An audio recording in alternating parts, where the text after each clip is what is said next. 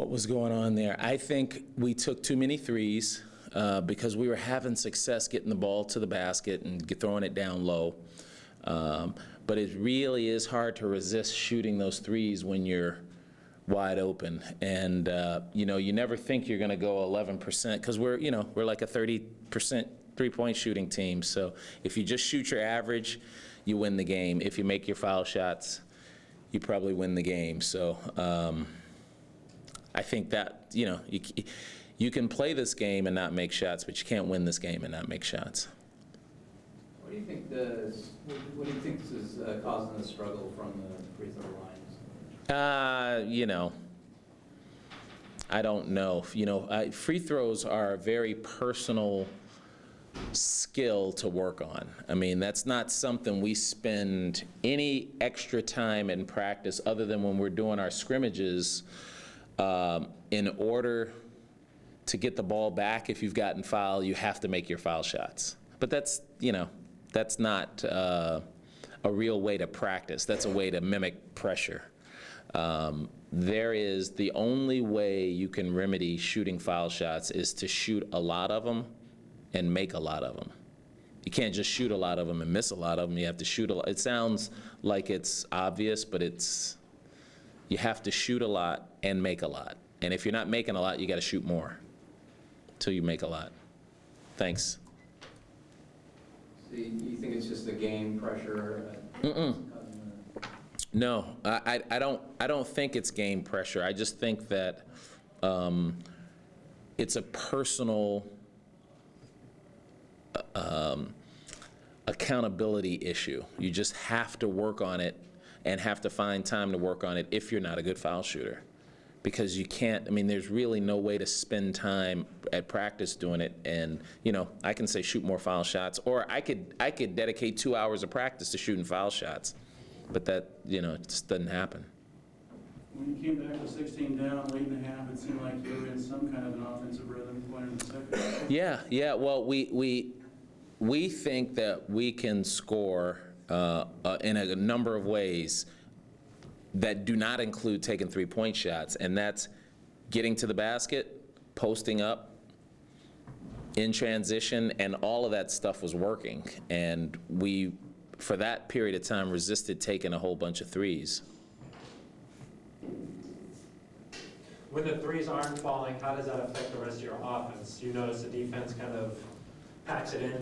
They do, but, you know, we didn't have any trouble scoring when they packed it in. I mean, I have to look at the tape, but it felt like we were throwing the ball down, getting it in there, either scoring or getting fouled or both, driving to the basket. You know, I thought our offense was only stagnant when we settled for long shots. How does it make you feel that, like, Devon and Jared together combined were more than half of your points scored tonight? I mean, oh, you know, that happens sometimes. That doesn't make me feel better or worse. What makes me feel good is that there are aspects of our game plan that we executed perfectly. You know, we kept Klay Thompson to under his average and under double figures. That's huge. I thought that we played hard for the entire 40 minutes. That's one of those. The negative things, the things that I find challenging or that we need to work on still, we didn't rebound like we did on Thursday. That's one thing. You can't go through a game and take, what did we take, 17 threes and only make 2. You can't go 48% from the foul line when you're a 60+% team. I mean, so there's a lot of stuff I mean, you can play hard and still lose, and this was a very good example of that. It was another slow start. Do you have an answer for that? You didn't start slow against the Huskies. No, we didn't start slow again. I was going to say it wasn't another slow start. It was a slow start, but you know,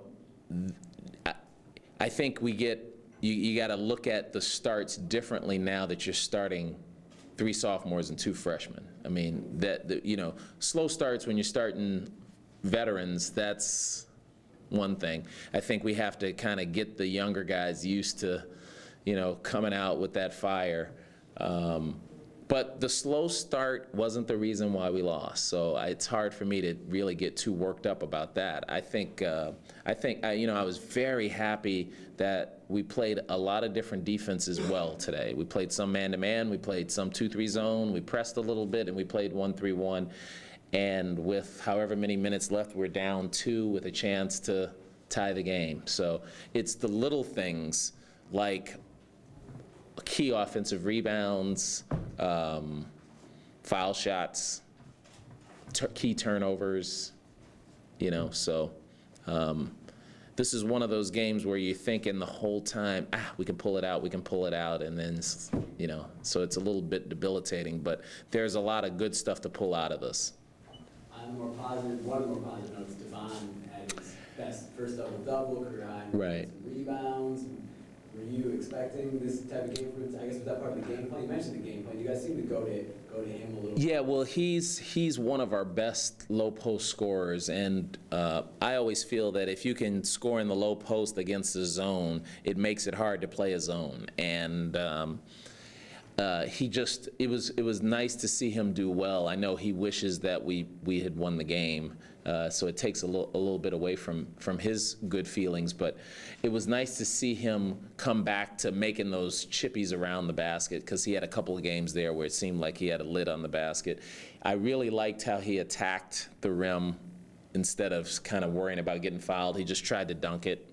And then the other really nice, the really nice thing for Devon that a lot of people don't notice, the reason why he got a double-double was he is a very good rebounder out of his area.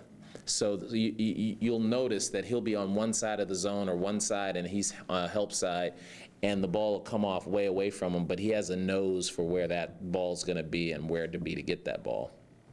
Do you see him in that role for you guys as you go in the future, to be a guy who can score a lot? Oh yeah. We think that he's not even close to reaching his potential. I mean, he's an adequate short jump shot shooter, and he's an adequate foul shooter. Maybe even below average.